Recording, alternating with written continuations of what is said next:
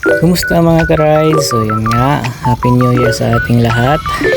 At ito nga, bilang paghahanda sa New Year is papalitan natin ng tambutso ng ating motor na si Wally. Si Flash 150X. So yan nga, ika-ika pa ako dito kasi nga kaka-recover pa lang natin galing sa pag crash o nabunggo tayo ng isang linggo nung December 15 sa Dulag, Leyte. At yun nga, kahit nga medyo pilay tayo ngayon is yung hilig nga natin sa motor is hindi talaga mawawala. So yan, pinandar ko na yung motor, idle ko muna para maka-read yung ECU, medyo maka-adjust ng konti yung ECU kasi hindi pa nga natin nare-remote ng motor natin at nag-open 5 na tayo para lang sa New Year mamaya. So Happy New Year sa ating lahat. More rides to come para sa ating lahat. Sana makarecover na ako dito sa Paco kasi nagkaroon nga to ng siyam na tahi dahil sa kadahilanan nga na nabunggo tayo ng sumusunod sa atin. So wala namang may gusto, hindi naman din natin talaga kasalanan, so okay lang. Importante buhay tayo, no? Ayun, rev lang konti at paika-ika ng konti, parang taong grasa lang, no mga ka-rides. So ito lang muna update natin ngayon kasi salamat sa Diyos buhay tayo, tsaka binigyan tayo ni Lord ng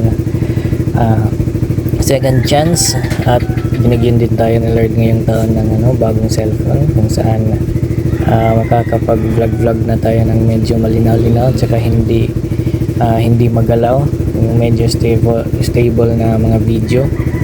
So yun mga ka-vlogs, mga ka-rides, sana supportahan niyo po yung channel ko kahit medyo nagsisimula pa lang tayo, hindi pa natin masyadong kapa yung pag-edit. So voice over lang muna. Sana nagustuhan niyo rin yung yung boses ko. Ganito talaga yung boses ko, no mga ka-rides. Yan, marag muna. Parang uwat lang.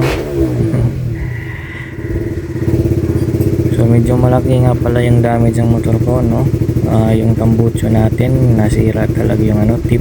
Saka parang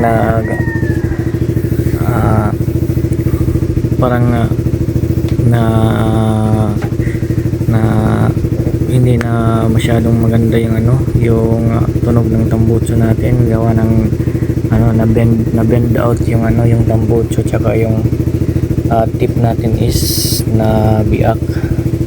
At siya nga pala, yung foot brake natin is, or yung brake pedal natin is na bend out din yan, pati yung shifter natin, no.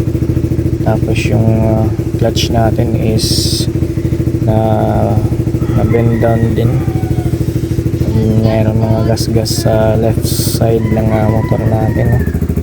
Okay lang yan, ang importante is ligtas tayo, walang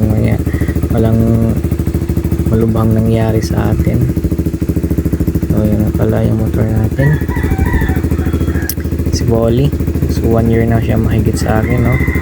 At kahit kailan hindi ko pa nagalaw yung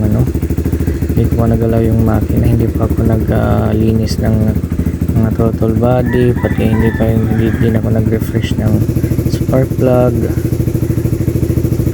Yung lang, yung air filter lang nagpalit tayo nung pagkatapos natin pumunta ng Manila last December last year. Yun mga ka-rides, sana maging maayos ang ating bagong taon. Happy New Year sa ating lahat. Ride safe, stay safe, at palaging magsuot ng mga safety gears para ligtas tayo sa biyahe. Kung may mangyari man na hindi maganda is hindi tayo masyadong masugatan, ganun. Kasi ating pagsisisi ko talaga na yung pa ako hindi ako nagsapatos or nagsuot ng riding boots. Mahalaga talaga yung riding boots, lalo na pag manual yung motor, no? So nga, ingat-ingat na lang tayo mga ka-rides. Stay safe sa ating lahat. Happy New Year. Welcome 2026. So mamaya rev bomb na. Rev bomb. Brom brom. Patingin-tingin pa ako sa ano, no, kasi may akala ko nabutas yung radiator ko. Ano lang pala, yung pag-evaporate ng coolant. Ayan. Thank you mga ka-rides sa susunod na vlog natin. Salamat.